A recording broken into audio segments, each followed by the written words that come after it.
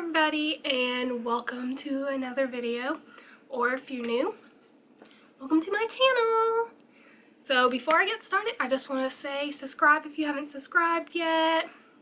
Comment down below after the end of the video, give me a thumbs up if you like this video, and also check out my vlog channel, which is in my description below. Check it out. We'll be uploading soon on there, which will be probably this weekend. But anyway, so let's get into it. So today I decided to do a video on why I quit my job. I worked at Dollar General, and one of the reasons I quit was this is not like a big reason why I quit. The big reason I'll tell y'all at the end. But this is one of the little things that kind of got old. Meetings. We had meetings constantly, back to back. And they were weekend meetings. Like, we would have to get up at 6 o'clock in the morning and go to a meeting. Or we'd have to wait till 11 o'clock at night, go to a meeting. And this is a weekends now. Who wants to wake up early on a weekend? Or anything like that. You know what I mean? And the thing about it is, the meetings were never anything new.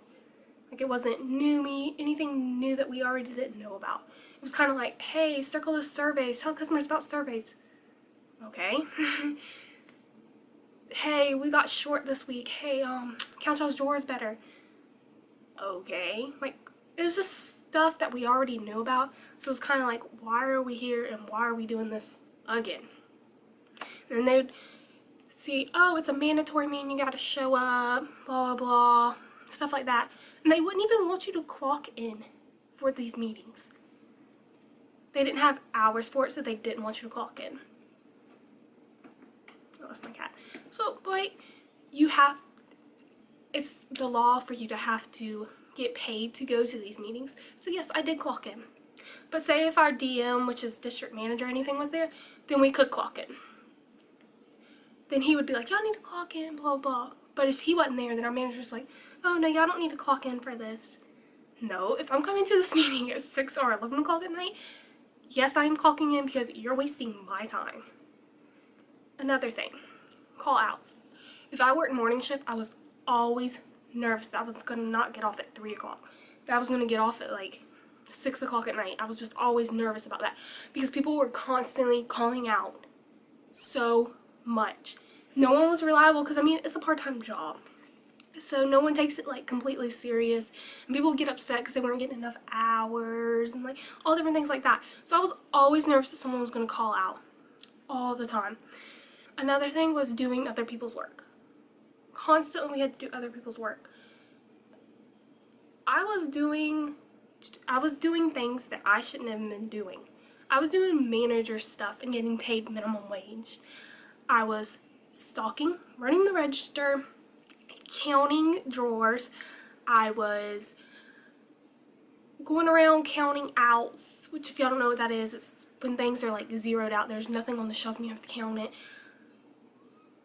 I was doing on hands when I was stocking. I was just doing all kind of things that managers do. The only thing I was not doing was counting the deposit. Only thing I wasn't doing. I was training people. I had to work with new managers because I knew how to do the job of managers. And I was a manager at one time, but I couldn't handle the constant rudeness of the customers. And like, the Dollar General I worked at was on a road where it was like crackheads and meth heads and all that other kind of stuff. Like, we even had to ID for people to get cold packs because that's how bad it was where I was working. It was just awful. So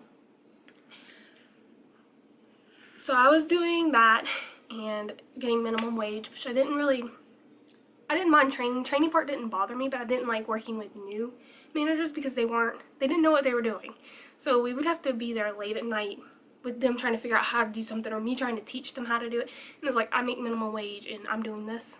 So that kind of got old too. Another thing that was so disgusting, so nasty, is the people that would come in there and the way they act. Men would come in there and they'd look at you like you were meat or something. Like, it was so weird. They were a bunch of perverts in there. One guy came up to me and asked me, what size underwear do you wear? He was drunk. Like, how inappropriate is that? And he was like, oh, I'm sorry. You know, my face turned bloodshot red. Like, it was so red. And I was like, oh my gosh, is this dude serious right now? And he was like, oh, just, This is for my girlfriend. She's about your size. Still, you do not go up to a girl and say, hey, what's your underwear size? That's a tad bit creepy.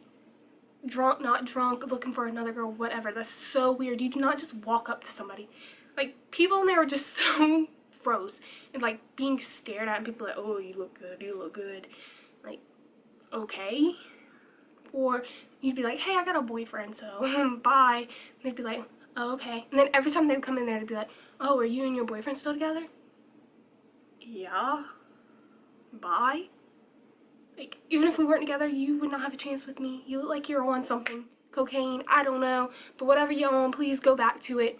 Sorry. Not interested, boo-boo. Not interested. So, yeah, it was very gross. And, like, I'm the type of girl that I hate being center of attention. Like, I don't like it. So if a guy was like, oh, you look so good, and, like, I would get super embarrassed over stuff like that, and I would get, like, all panicky and stuff, because I don't like stuff like that. I talk with my hands a lot, don't I, guys? Anyways, so another reason that I had to quit this job was due to having panic attacks and having to call out constantly because of the stress of the job. I hated my job so much till I would have panic attacks and not be able to sleep the night before. It'd get closer and closer, and I would just have a full-on panic attack and have to call out because I could not work. I was a mess. I did not want to go in there. I did not want to face the people that came in there. I didn't want to do the work. Nothing. I mean, it's a part-time job. I'm 20. I'm not going to work somewhere that does that to me. I'm too young for that right now. And I didn't even know if I could work there come August because of my program is a year long, so it's supposed to be like a full-time job. So I was planning on leaving anyways, but I had to leave a lot earlier, so now I'm like, no job, just chilling. But the panic attacks were just getting so bad that I couldn't work there anymore. And I mean, there was like a big weight lifted off my shoulders when I quit. Like, it just felt like something just felt right about leaving there for this time. And just think, this was my second time quitting. The first time I quit was because of I couldn't take doing other people's work and getting minimum wage. That's the reason I first quit it. I hated the job. And I tried to find another job, but it was around Christmas time, so like, there's seasonal jobs or whatever, so it's harder to find a job then. But since I quit or whatever, and then I went back, and I think it was like 4 months later I went back, and then I worked for this time for 7 months. And then the panic attacks got so bad, everybody was just like, you have to quit. My doctor, everybody was just like, you can't do this. And I was like, you know, need the money for schooling or whatever. My parents were like, don't worry about it, we'll pay for it. Just keep going to school. And so I quit because it just became too much. So if anybody is having any kind of problems and you have a way to just quit your job, do it. If you're young and don't have kids, you don't have anything, just leave. It's not worth it. You're too young for this. You can stress out when you get old enough and you have a full-time job worth stressing over and you have bills and kids and stuff, you know, then it's worth it because you don't have a choice.